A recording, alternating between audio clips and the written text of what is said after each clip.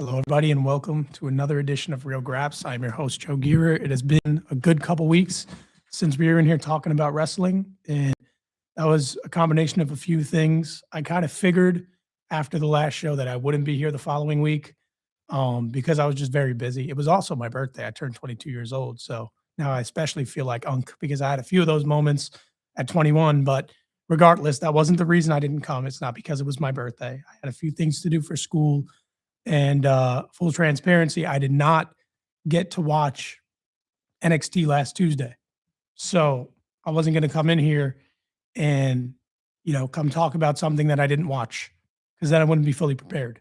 So I didn't really feel like that was the right move going for last week. So I decided to, cancel the show for the week, which is fine, happens from time to time. But now we're back and we're back in a very important week because we have some predictions to make later on in this episode for Saturday's Elimination Chamber in Chicago, Illinois. And it is a very interesting card.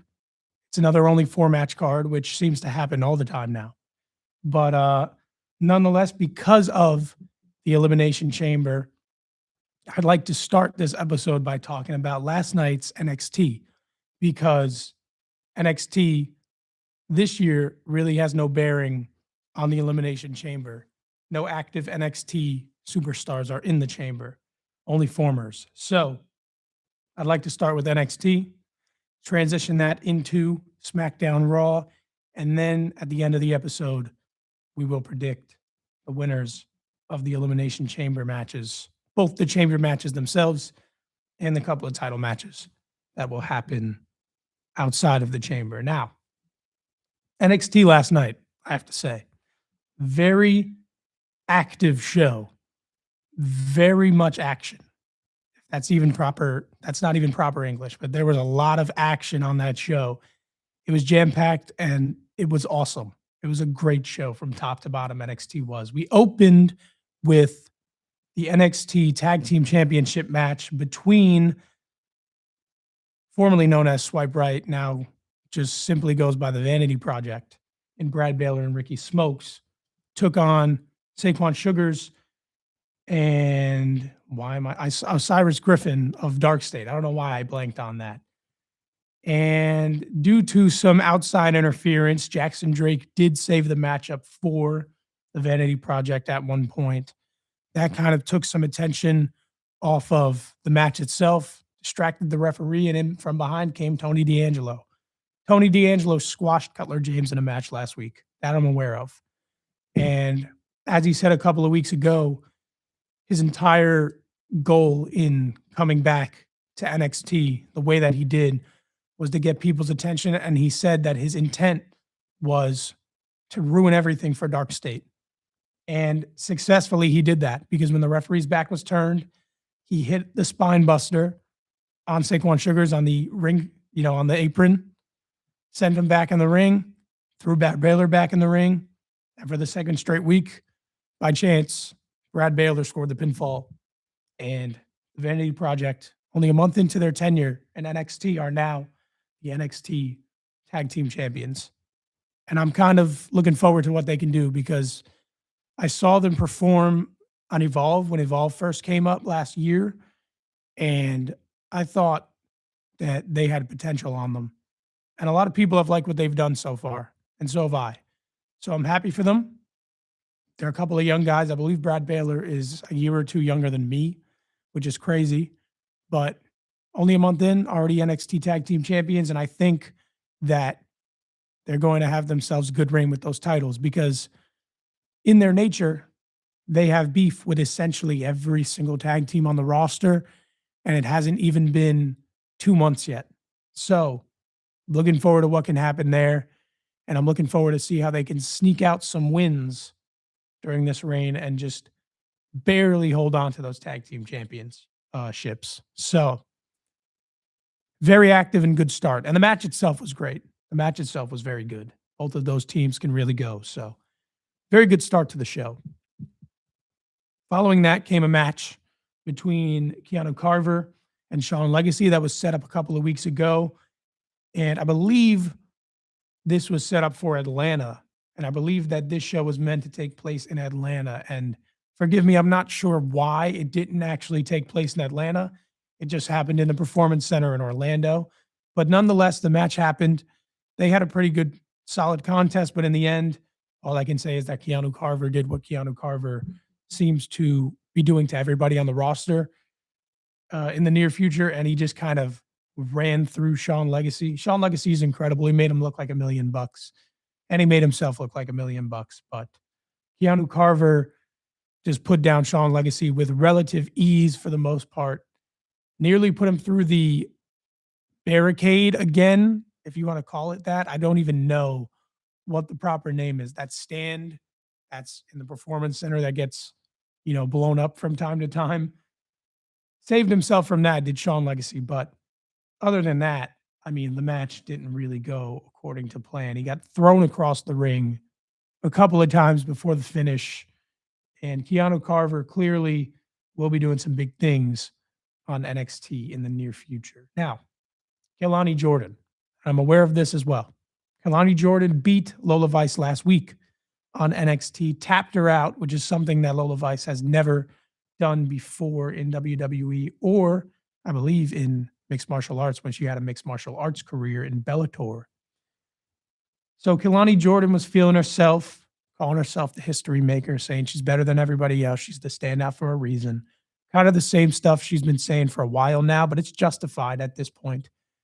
She got into an argument backstage with the Ren QCC, that being Ren Sinclair and Kendall Gray. And Kendall Gray has her eyes set on getting back to the NXT Women's Championship against JC Jane. At the time was still champion. Now he's still champion. We'll get there. That was a big part of the show. But Ren Sinclair is in the women's speed tournament that started last night on NXT. And that's their focus right now, is that speed tournament and getting Ren Sinclair that championship. Kelani Jordan stepped, got into an argument with the Ren QCC, and mid-argument was attacked by Lola Vice. This all happened in the locker room area of NXT. Probably the second most dangerous part of the show outside of the parking lot, the infamous. But it was set up later in the match. Lola Vice was irate with everything going on.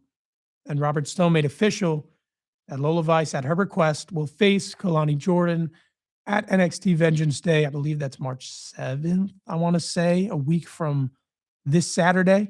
So we'll be predicting Vengeance Day next week on the show. But Lola Vice and Kelani Jordan will go one-on-one again, but this time it will be in Lola Vice's forte. It'll be on her home turf. It will be in an underground match, which I believe Lola Vice has yet to lose in WWE. So that should be interesting. Very mixed opinions in the wrestling community about the underground match. A lot of people are not big fans, I would say, based on what I've heard and seen. It is a bit of an odd match considering there are no pinfalls. So it's either by knockout or by submission. It's kind of like an MMA rules type match. And it's a little bit interesting, I'd say. It's definitely not your traditional wrestling match. But when it's wrestled like your traditional wrestling match, I believe it could be a little bit odd. You have no ropes on the ring. I don't know why I'm explaining this. I think if you're at this point that you're watching my show, you probably know what an underground match is in NXT. So Lola Vice will look to retain her title as Queen of the Underground against Kelani Jordan at NXT Vengeance Day. The Speed Championship Triple Threat match. So last week, Eli Knight and Elio LaFleur went the distance in their Speed Tournament semifinals match. So neither one of them won, and the winner was to face Jasper Troy. So it was made official by Robert Stone that we'd have the first ever NXT Speed Championship Triple Threat match between Elio LaFleur, Jasper Troy, and Eli Knight. And the time limit was to be 7 minutes. And that was, if I must say, I don't remember exactly what time the match ended, but for however how long it went, the 6 and change it went, that match was phenomenal. It was an action-packed 7 minutes. It was a very active match from all men. They were all getting in and out, all very high-paced, all fast, foot to the pedal to the metal, if you want to say. And ultimately, Ilio LaFleur, again, another guy who's only been on the roster for maybe a month or so, claims his first championship in WWE by pinning Jasper Troy. That was the surprising part. I thought the title might come off Jasper Troy in this setting. I kind of was under the impression that Ilio LaFleur, I kind of thought would win it, but I thought he'd pin maybe Eli Knight, or if Eli Knight pulled it off, he would pin Ilio LaFleur. But both men were kind of teaming up on Jasper Troy the whole time, which is smart, which is what should be done in that type of setting. You have two smaller guys against a big juggernaut like Jasper Troy. And in the end, Ilio LaFleur hit his finisher. Gorgeous moonsault by Eli Knight. Eli Knight hit a moonsault in the matchup where he jumped from the ring floor to the top turnbuckle into a moonsault in pretty much one motion. And it was beautiful. They put on a show. But both men hit their finish on Jasper Troy. Momentum took Eli Knight too far to the other side of the ring, and Ilio LaFleur jumped in for the pinfall and won himself the championship. Ilio LaFleur is going to make that championship super entertaining, and I'm not sure whether we're going to continue this format of speed tournament, qualifiers to win or to get a championship match, or if we're just going to have feuds for the title, whatever it may be. But best believe I will be watching every single one of those matches from here on out with Ilio LaFleur, because that guy, the French luchador, who I knew nothing about before he came into WWE, that guy knows how to wrestle. That guy is phenomenal. Jasper Troy is great himself. Eli Knight, I'm very impressed with. I love Eli Knight already. Those guys, they know how to put on some wrestling matches. So I'm looking very forward to what's going to go on with that speed championship and Ilio LaFleur. Where does Eli Knight go from here? How does Jasper Troy rebound? Does he go back for that title? Does he target a different championship, the NXT championship, the North American championship? What's going to happen there? I'm intrigued. This NXT was stacked top to bottom, and this was one of the highlights for sure. And another, I wouldn't say highlight, but another good moment following backstage. Ricky Saints, Ethan Page, the Vanity Project. It's gold. Everything that happened, specifically with Ricky Saints and Ethan Page together, they both work so well off each other. But the bottom line of that segment was they were going to ensure that Ethan Page retained the North American Championship. I believe he's tied with Obafemi for longest reigning. I could be wrong. He's either tied, either he just took over, or he's just short. But he's in that range. And you could reasonably argue that his reign has been the best of any North American Championship reign ever. Obafemi's is right up there. Wesley's is right up there. But Carmelo Hayes had a really good one, but I think Ethan Page might have them all beat because his has been active.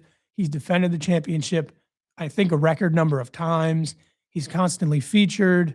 He was a double champion during his reign. He's been doing everything with that championship. And Ethan Page, I've been saying for a long time, is one of my favorite wrestlers, not just in NXT, but in all of WWE, because that guy's work is top notch. He knows what he's doing in there. But point being, they, being Ricky Saints, Vanity Project, said they would ensure that Ethan Page retains the gold. Vanity Project is now decked out in gold.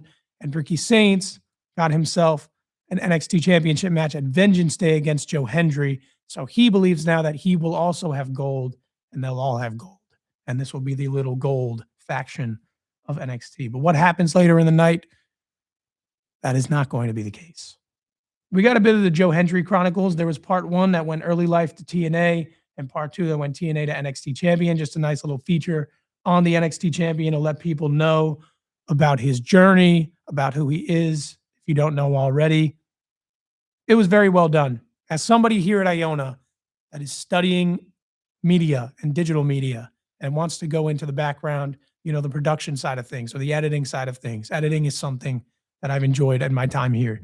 That was a very well put together package for Joe Hendry. So nothing we haven't heard before. We all know about who Joe Hendry is. He's talked about his struggle and his journey to the top many times. So nothing special there, but it was very well put together. The climax of the show, right in the middle, Sol Ruka versus JC Jane, if you even want to call it that.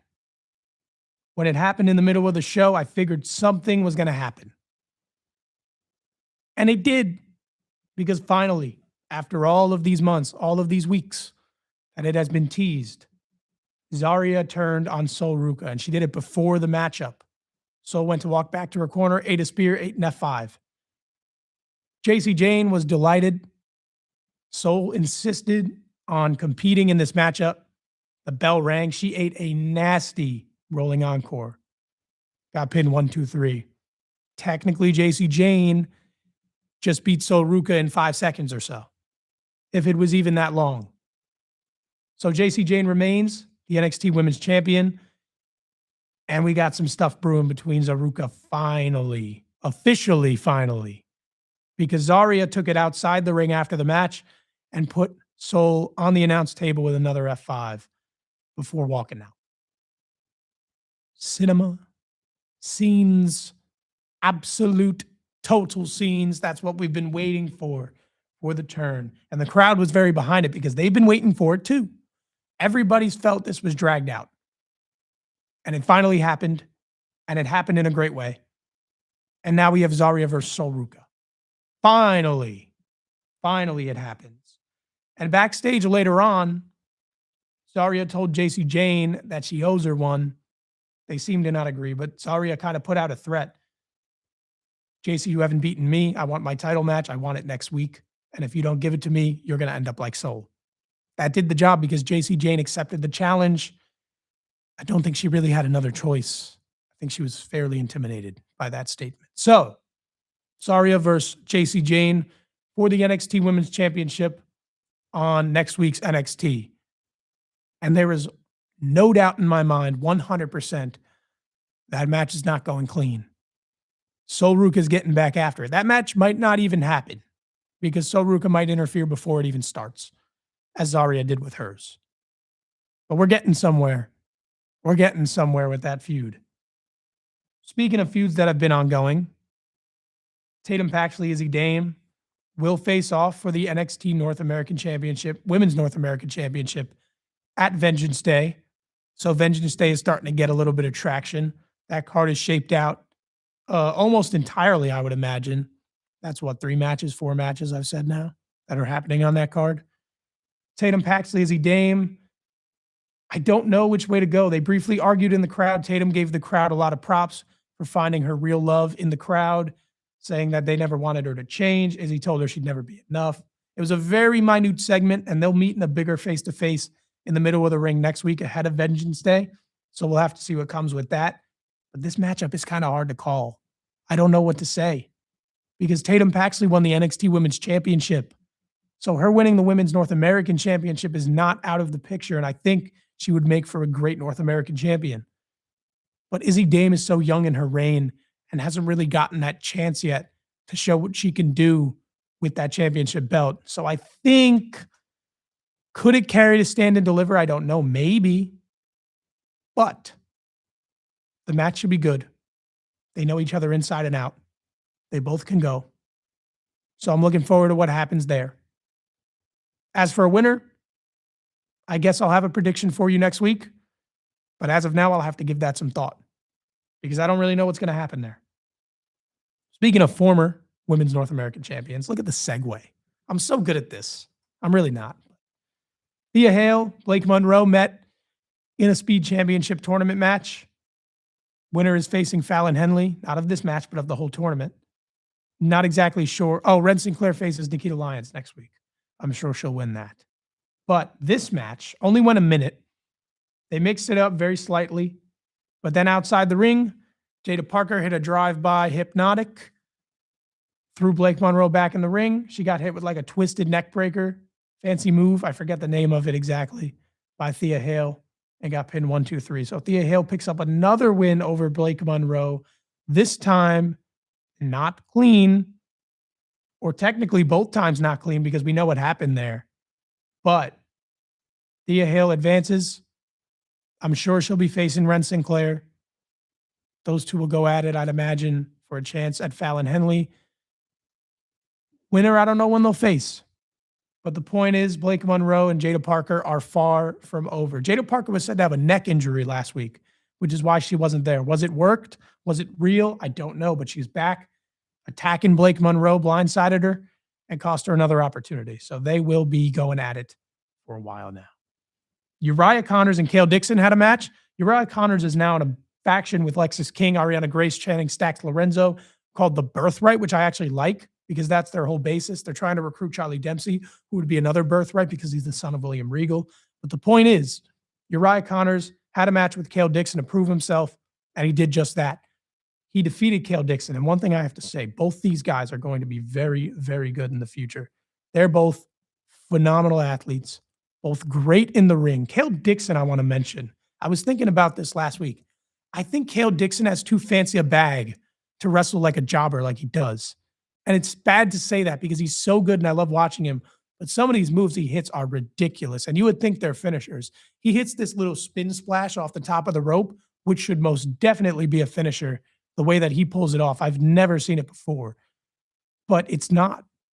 I think that they make themselves look good, but they make themselves look such high impact that like you never really know what's going to finish the match because their bags are so deep and everything looks so impactful. But the knee that Uriah Connors uses as a finisher, I very much like because it's real. It really is something that would knock you out. Watch mixed martial arts. If you watched my other show last semester, you know I'm a big UFC fan. A knee to the head is going to put you out. So it's very simple, straight to the point, and it looks very impactful. And that was the way the match ended between Uriah Connors and Cale Dixon.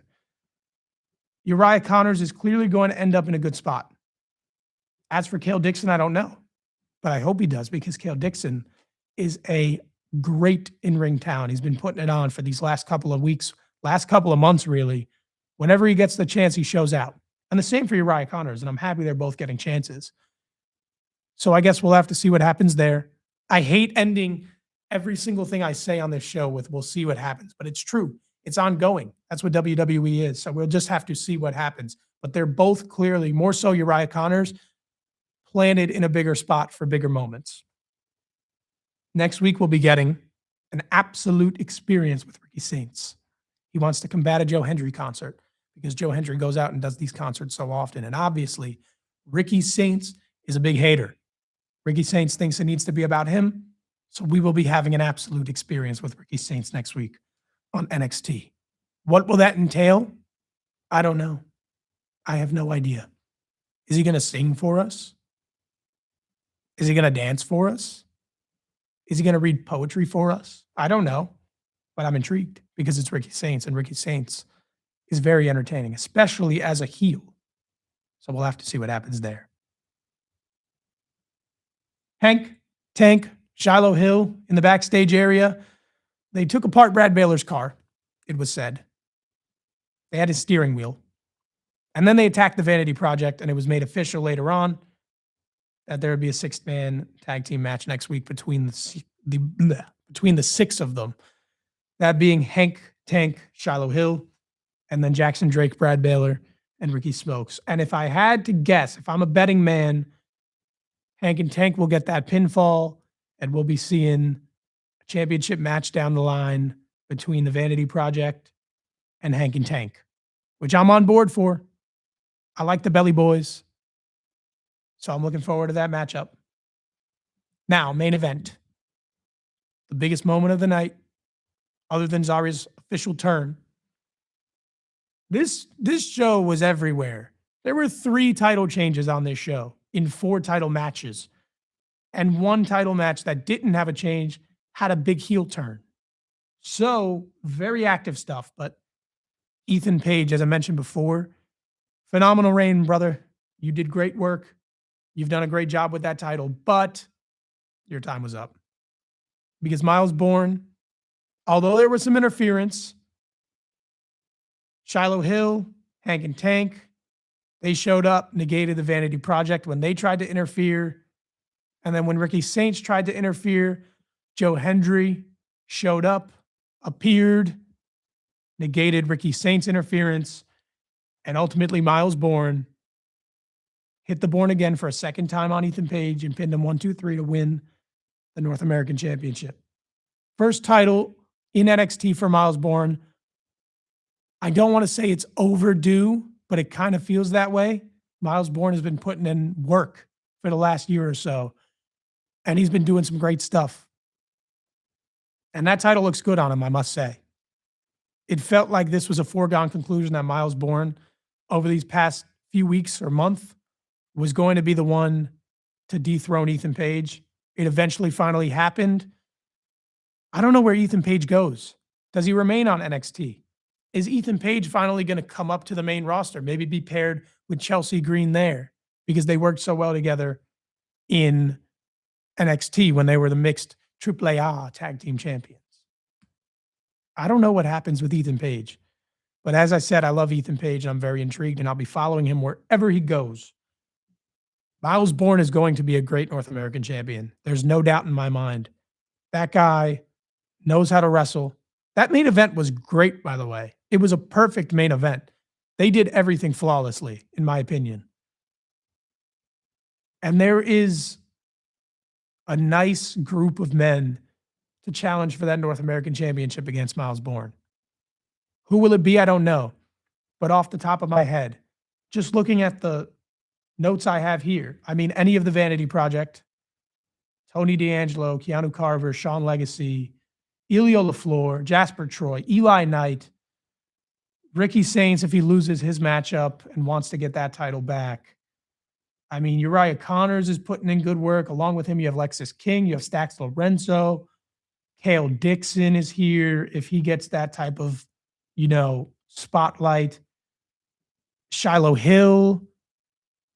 I mean, you can dive into the TNA pool. You can dive into the AAA pool. I mean, the options are endless for both championships, for Joe Hendry and Miles Bourne. So I think they're going to have some good stuff with those. I think they're going to have some good stuff. And I went a little long on NXT. I know that. But this show was very good. And I was a big fan of it, as you can tell by how long I spoke about this. Because it's really not that much. It's really not that much, but it was eventful. It was certainly eventful. Now, moving on to the main roster and working our way towards Elimination Chamber. On SmackDown, started off with Jacob Fatu, Cody Rhodes, Nick Aldis, and Drew McIntyre. Essentially, the baseline of that segment was that Jacob Fatu's concern is not with Cody Rhodes anymore, it's with Drew McIntyre. Nick Aldis said he wasn't there. Of course, that wasn't true. Drew McIntyre bought a suite. He was up in the crowd talking his stuff as he usually does. And Jacob Fatu told Nick Aldis that he isn't waiting much longer to get his hands on Drew. WrestleMania is upcoming. Perfect setup here for a triple threat, for a fatal four-way, which we'll get to. But Jacob Fatu was promised Drew McIntyre and said he ain't waiting much longer. When that'll happen, I don't know. It could happen in the main event of WrestleMania. That is a possibility, and we will talk about that soon. But that was the gist of the open. But Ilya, man. Moving along, Ilya Dragunov. He was playing hype man at Carmelo Hayes before Carmelo Hayes' qualifying match for the Elimination Chamber. And he made it clear he still wants Melo in his rematch for the United States Championship. But right after, he went out there and essentially wrestled a 1-on-5 against the MFTs and lost to Tama Tonga.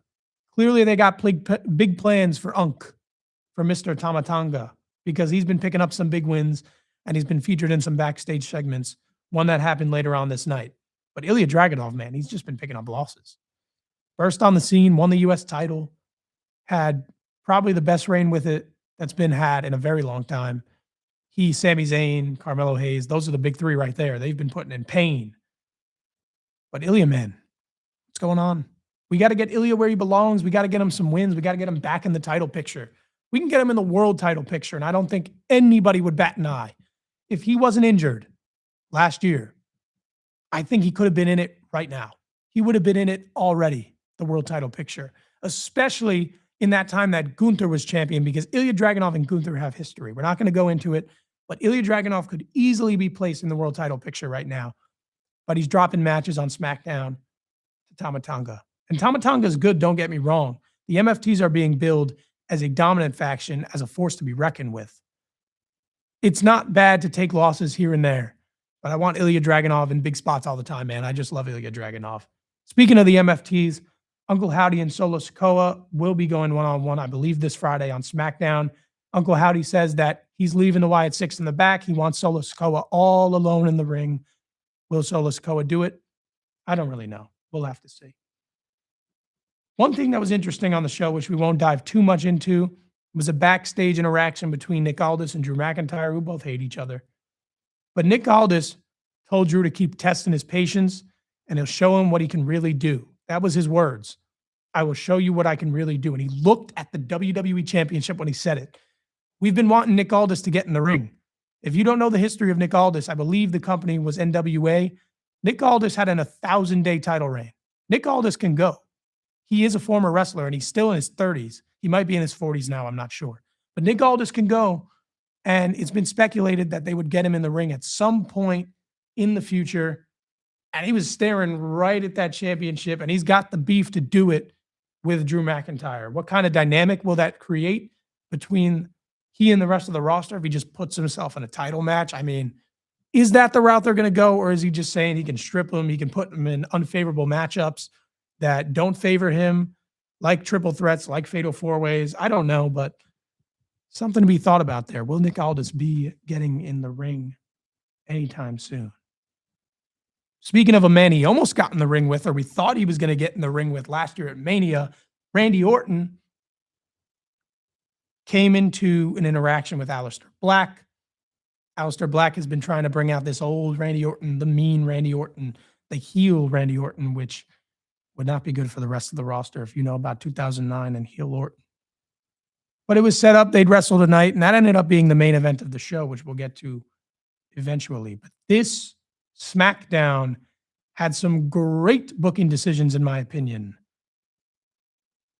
One of them, the Irresistible Forces, as they now go as. If you couldn't tell who that was, Nia Jax, Lash Legend. They'll be getting a rematch against Rio for the Women's Tag Team Championships this Friday on SmackDown.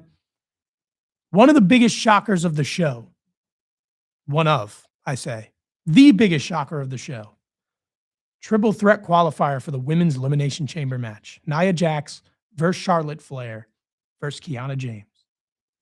There was a face-to-face between Charlotte Flair and Jade Cargill, entrance versus exit.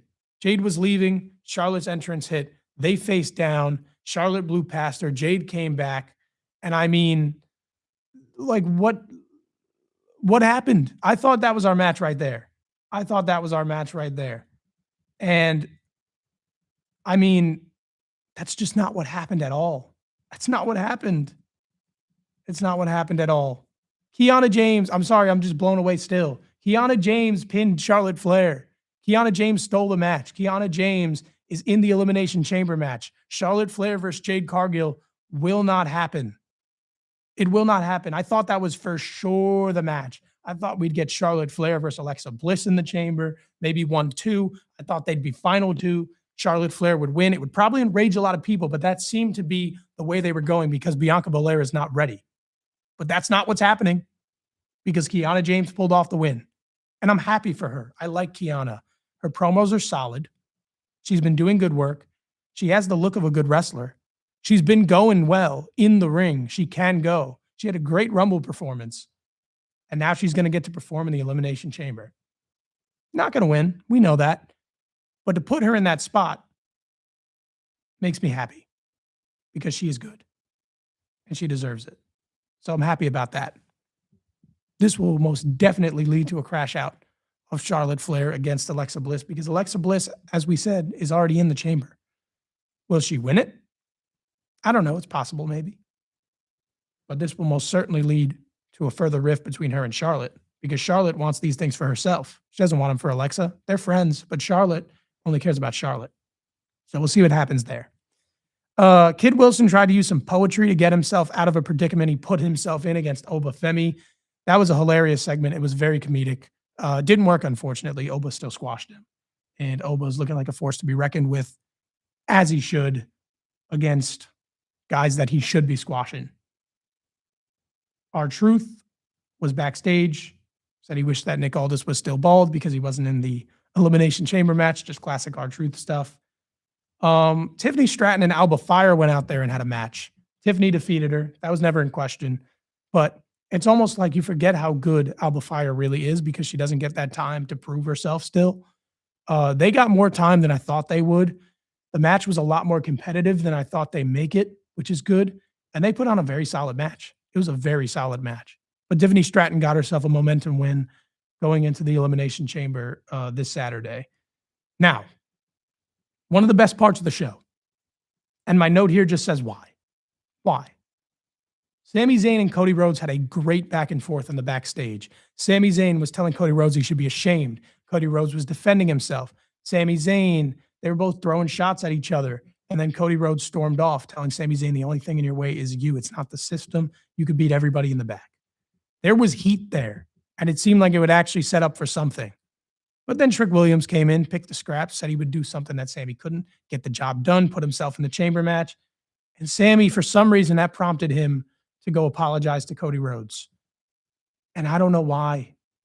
I don't know why. And the crowd didn't know why either. They booed, and they booed loud. They booed louder than any heel entering the ring that night. They booed loud for it. It finally looked like Sami Zayn was getting a character change, and perhaps he still is. But he apologized for no reason. He had no reason to apologize. If anything, he was in the right in that interaction between him and Cody. Not to say Cody was totally wrong, because what he said was correct too. But to be angry, Sami Zayn was right in that interaction. And his apologies made him look soft. It just made him look soft. I don't think there was a reason for it. But that segment showed what Cody Rhodes and Sami Zayn are very capable of. Two guys that get a lot of hate from the audience. And I mean, themselves, it's not really worth it. I would say the booking is more the problem with those two, if anything, at all. But it shows you what they can really do and how good they really are. Speaking of Trick Williams did what he said he was going to do. He went out and defeated Damian Priest and Carmelo Hayes in the qualifier to qualify himself for the Elimination Chamber. Trick Williams, first on the scene, got into a championship match or title eliminator match in the main event of a Saturday night's main event. Huge crowd reactions. Went to the Royal Rumble in Saudi Arabia. Huge crowd reaction. Huge pops every time he comes out. Got a huge pop on Monday Night Raw this past Monday when he cut a commercial promo. And huge reaction coming out on Friday. Huge reaction when he won the match. Trick Williams is a superstar. He will be. He'll be a face of the business in the future. No doubt in anyone's mind. And for him to be put in these big spots is huge because they clearly see it too. And they want him to get those reps. And they want him to be in that big main event scene already, which is crazy. So huge. I thought Damian Priest was going to win. I thought Priest was a foregone conclusion for the chamber when they announced the match because that's usually what happens with the Wepa Man, but that didn't happen. Trick Williams won, and I was very happy. I was very happy about it. So Trick Williams was the fifth man to qualify for the Elimination Chamber match, and I'm glad that he and Javon Evans are getting that spotlight to do their things. I don't even think we talked about that. Javon Evans defeated Gunther. I don't know if that was last week or not. I can't remember. But Javon Evans beat Gunther and Dominic Mysterio to qualify, which is crazy. If we didn't talk about that, it's been a while. I don't even know what we spoke about.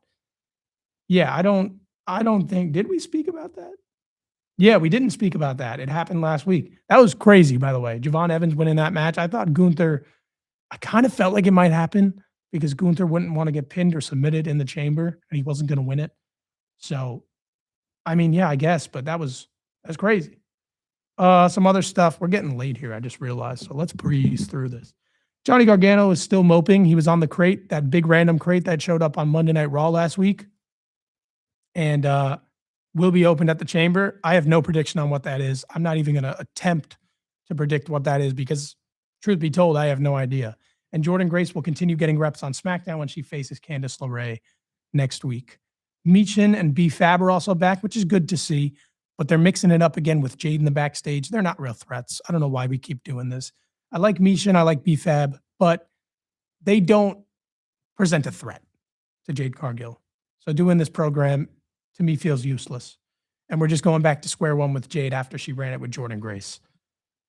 Rhea Ripley faced Julia, and that ended in a no contest because Lashania interfered. The Miz got himself by his mouth into a match with Oba next Friday, told him he'd show him the ropes.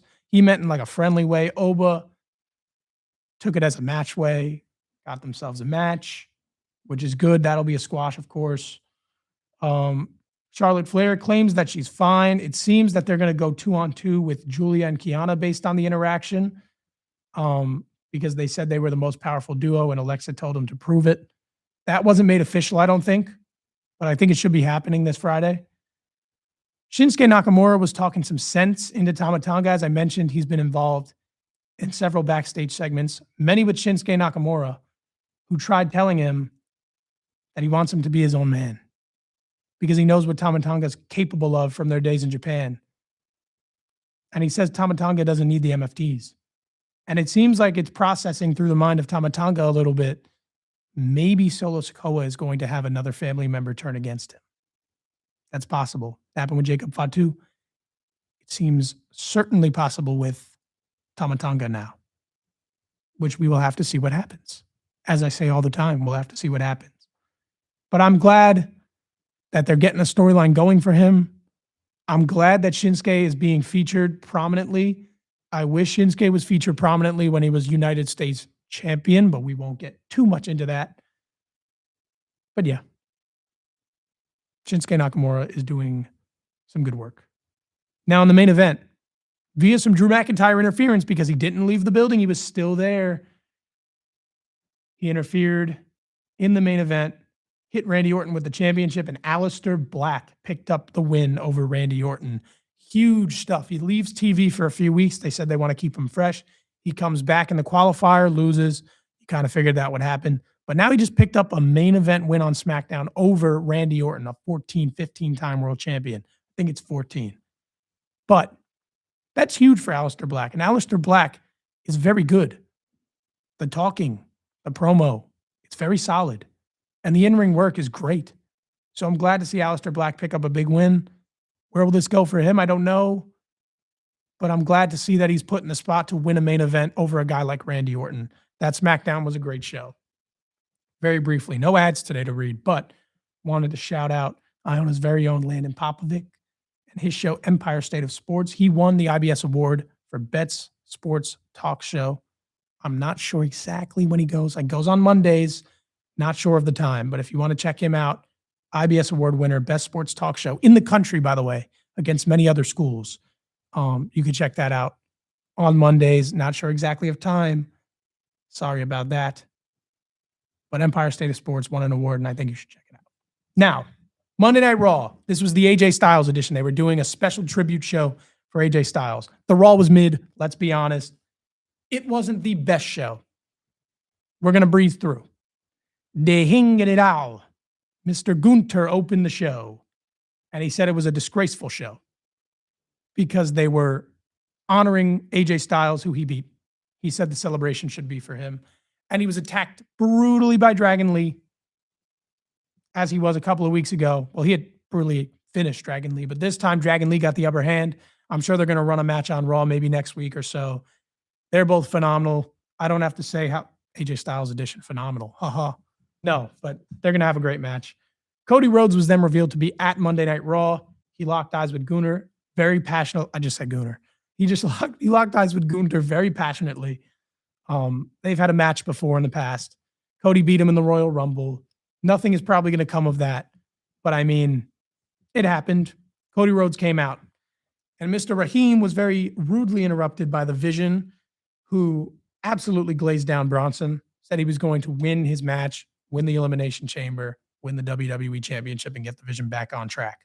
It seems that was the plan, but the big thing to come out of it was Jey Uso defeated El Grande Americano and Big Bronson Reed to advance to the Chamber. Many people would say, oh, Jey Uso again. No, that wasn't the plan. Apparently, that wasn't the plan. Jey Uso was going to lose. I had imagined Jey Uso was going to get pinned by Bronson Reed, and that would maybe set up like a Vision title match against the Usos for Mania or sometime down the line. That didn't happen because Big Bronson Reed injured his bicep. It was announced later on in the show by Michael Cole that Bronson Reed will be out. And I believe he'll be out for the timeline said 4 to 6 months. Very unfortunate stuff. And the vision, I mean, you can call him the emergency room at this point because someone said you can call him the shelf. I mean, they're just getting put on the shelf. Seth Rollins first, then Braun Breaker, now Bronson Reed. That was the OG vision right there. Those are the main three. Now we got Paul Heyman rolling around with Logan Paul and Austin Theory.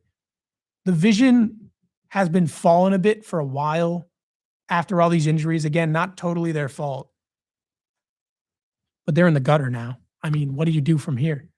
I would imagine that Paul Heyman will get Logan Paul and Austin Theory into the tag title mix. That's probably what's going to happen. I would imagine the masked man stuff was supposed to continue with Bronson Reed in the chamber. I don't know where that'll go now, but I mean, get well soon, Bronson. Get well soon. That's all I have to say. And I hope he comes back a wrecking ball like he's supposed to be, because he is a wrecking ball. He beat Roman Reigns last year. He beat Roman Reigns. And look what they got him doing now. He hasn't done anything in the last few months. He beat Roman Reigns. Roman Reigns just won the Rumble and is in the main event of WrestleMania. He beat Roman Reigns. Make him a big force again to be reckoned with like he was when he was the tribal thief. Anyways, Jey Uso is in the Elimination Chamber. I'm sure he's going to run it back on top of a pod. That's what I'd imagine. Liv Morgan finally made her choice. She faked getting vulnerable with Stephanie Vaquer, pretended, I hear you. I've had everything given to me. You've scratched and clawed to get your way here. That's the reason you're the champion. That's who you are. And I've made my choice. And then she attacked Stephanie Vaquer, blindsided her with the microphone. Later out, Stephanie Vaquer versus Liv Morgan is official for WrestleMania in Vegas in April, which I don't think was ever in doubt. Stephanie Vaquer, Liv Morgan, always felt like the plan, always felt like the way to go, even since last year before Liv returned. And now it's official. That will be the matchup at Mania, which means Jade Cargill will be facing the winner of Saturday's Elimination Chamber match. Xavier Wood injured his shoulder, and they had a backstage interaction with Javon Evans and Offset, who was there because the show was in Atlanta. Xavier was disgusted again that they're in Atlanta and he's not featured and being honored because he's a legend. Javon Evans versus Kofi Kingston was made official for that night. That's a dream match. That's something a lot of people have wanted to see, myself included. So I was very happy that they made it. And in that match, Javon Evans defeated Kofi Kingston. Offset threw Grayson Waller over a table. And yeah, the match lived up to what it was meant to be. That tornado kick that Javon Evans be doing, that thing is crazy. I don't know how he does that, how he moves his body like that. That guy, that man is something else. That man is going to be a top player in WWE for a while down the road. He's got the charisma. He's got the skill, obviously. He's got the athleticism. He's got the mind. He's got the determination. I don't want to glaze. I mean, geez. But bottom line is Javon Evans connects with the audience. He's got the charisma. He's got the skill. He's going to be a big player for a while. And him and Kofi did not disappoint. Natty ended up defeating Maxine Dupri via a ref stoppage because she knocked her out on the ring post. Bad go of things recently for Maxine. She just got a new theme song too and just got laid out in about 5 minutes. So bit of a rough go of things for Maxine Dupri recently. Another group going through their own rough thing. The Judgment Day. There was a bit of a heated interaction last week between them. Finn and JD made up over what they said. JD said he wants Finn to be world champion, but Finn said he wants to do it alone. Well, Dominic Mysterio came in and said he didn't want to do his stuff alone, and he was upset that they weren't there for them. Finn took that wrong, probably took that right, said he was getting ready for a match of his own. He didn't have time to focus on Dominic. He told Dominic to grow up and do it himself. But JD says they'll be there for him in his defense next week against Penta.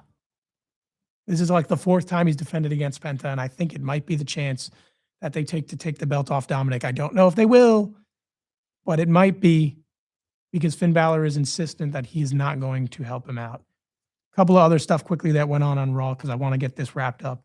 Rusev and Obafemi are going to face each other. Cinema, meat on meat. A lot of meat, we'll say. But Heyman Glazed said nobody wants to face Brock Lesnar, who returned on Raw. They made that an open challenge. That is probably going to be Obafemi. It should be Obafemi, but we'll see. Becky Lynch and AJ Lee will face on Saturday. She said she wants to retire AJ Lee, the second best retiree named AJ this year, which was a good line, I thought. Finn Balor said that he's not dealing in what ifs anymore. What if Finn Balor is champion? He's going to make it absolutes, only wins when Finn Balor is champion this Saturday. Punk said that he doesn't deal in what ifs, he only deals in facts. And for as good a promo as CM Punk is, this one was a little bit mid. I will say, I don't know why Finn Balor didn't just come out and battle back and forth with Punk ahead of their match Saturday. They gave him a video promo. Punk came out, talked to the audience.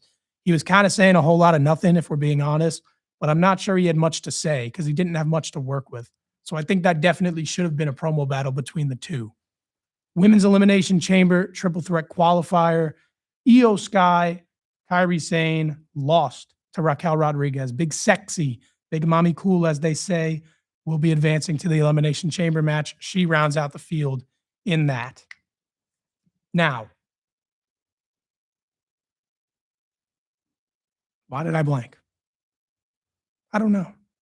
But what does Io Sky have to do? Last year, she wasn't in the chamber. This year, she's not in the chamber. Don't get me wrong. I am a fan of Raquel Rodriguez. I am happy that she's in the match. It adds another element to it. The big woman, the heel woman, the strong woman. It definitely adds something to the match. And she has an ongoing thing with Jade Cargill through Liv Morgan that could end her up in a title match against Jade Cargill at WrestleMania. But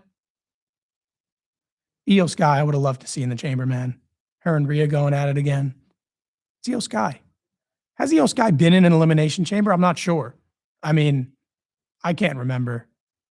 But I'd love to have seen her in one last year, or I'd love to have seen her in one this year. But that is not the route which we are traveling, and it's very unfortunate. But that is the world we live in. And very quickly, before I predict, I have to talk about AJ Styles. He came out. It was a beautiful moment. It was a beautiful segment.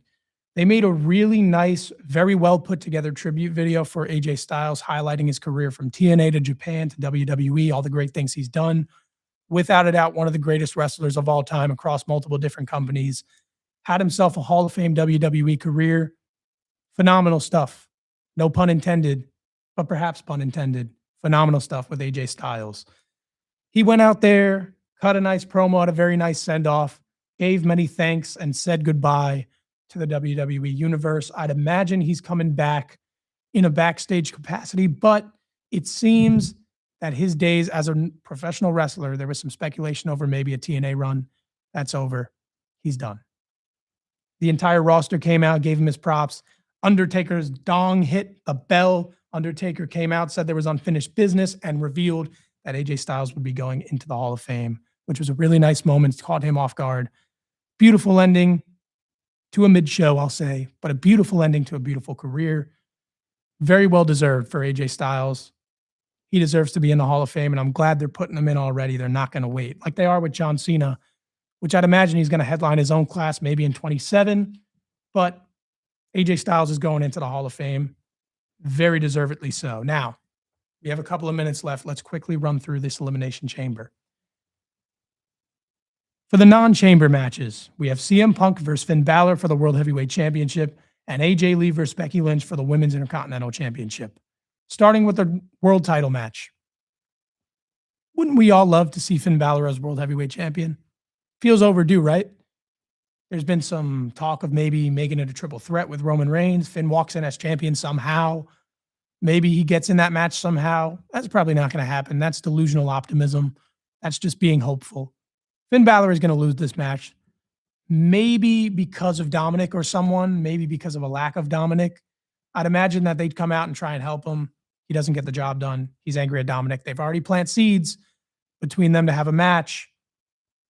And I think it's going to take off further from Saturday. CM Punk is going to beat Finn Balor and retain his World Heavyweight Championship before officially getting on the road to WrestleMania with Roman Reigns. As for his wife, I think she's coming up short. I believe that Becky Lynch will retain the Women's Intercontinental Championship against AJ Lee, most likely by some backhanded tactics to finally get herself a one-up on AJ, who's tapped her out twice since returning. I think this program will continue into WrestleMania, and I think it'll be Becky Lynch walking in as champion and walking out as champion. For the men's elimination chamber match and women's elimination chamber match, I think the men's chamber match is going to be won by either Cody Rhodes or Randy Orton. And I think that it makes sense to be won by Orton because Orton can get into the WWE Championship match against Drew after Drew interfered with him last week. Cody Rhodes can find his way into that match. Jacob Fatu has already promised Drew McIntyre. We can set up a night one main event fatal four-way, Fatu versus Rhodes versus Orton versus McIntyre. I think that's the route we go. I think either Cody Rhodes or Randy Orton will win that chamber match. But my official prediction, I'm going with Randy Orton because I'd like to see it happen. In the women's match, Bliss, Ripley, Rodriguez, Stratton, James, Asuka. The only two viable options right now feel like Rhea Ripley and Tiffany Stratton to run it back with Jade Cargill. I'm going to just pick Rhea Ripley because they could lose the titles this Friday on SmackDown, and she can easily get herself against Jade. Probably the next best thing to happen since Bianca Belair is not there and Charlotte Flair is not in the match. Bliss is possible. Raquel Rodriguez is even possible. Tiffany Stratton, like I mentioned, is possible. Asuka's possible. I think the only one not possible right now is Kiana James. But my official prediction will be Rhea Ripley. So Randy Orton, the men's chamber winner. Rhea Ripley, the women's chamber winner. CM Punk retains. Becky Lynch retains. That's our Elimination Chamber card. And as for the crate, I have no clue. I'm excited. Hopefully it's something good. Thank you guys for tuning in. I will see you next week.